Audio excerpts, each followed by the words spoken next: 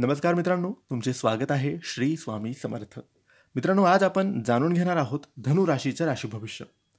15 April ते 30 April 2025 या पंधरवाड्यात, या 15 दिवसात काय होईल धनु राशीच्या लोकांसोबत, हेच आपण आजच्या या व्हिडिओमध्ये बघणार आहोत.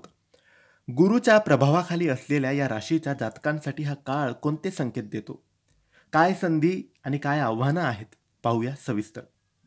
या काळात गुरुग्रह मीन राशीत भ्रमण करत असल्यामुळे तुमचं मन अधिक भावनिक आणि आध्यात्मिक होईल. आयुष्यात चिंतन आणि आत्मविश्लेषणाला महत्त्व द्याल. काही जुनी गोष्टी मागे टाकून नवीन जीवनशैली स्वीकारण्याचा कालखंड आहे.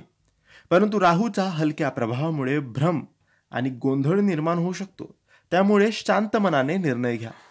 नोकरी करणाऱ्यांना नवीन जबाबदाऱ्या मिळण्याची शक्यता आहे. आत्मविश्वासाने सामोरे जा. वरिष्ठांशी संवादात स्पष्टता ठेवा.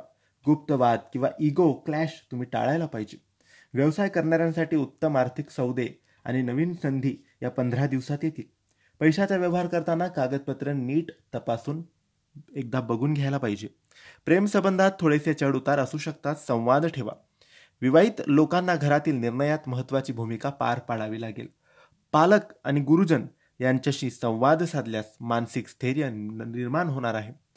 संधिवात, कंबरदुखी किंवा स्नायू दुखण्याचा त्रास जाणवू शकतो. चालणं, योगासनं आणि सूर्यप्रणाम याचा फायदा होईल. मानसिकदृष्ट्या थोडी चिंता जाणवेल, पण ध्यान आणि नामस्मरण तुम्हाला शांती देईल.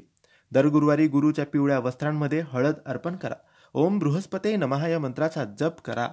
तुमच्यासाठी शुभ दिवस आहेत 17 एप्रिल, 21 एप्रिल, 26 एप्रिल. थोडी काळजी घेण्याचे दिवस आहेत 19 एप्रिल आणि 24 एप्रिल. तर मित्रांनो, हे 15 दिवस धनु राशीसाठी धैर्य, संयम आणि श्रद्धा तुम्ही ठेवाल तर तुमचं रक्षण होईल.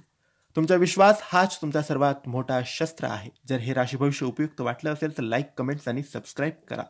आणि आमच्या चॅनलला सबस्क्राईब करायला विसरू नका. धन्यवाद. श्री स्वामी समर्थ.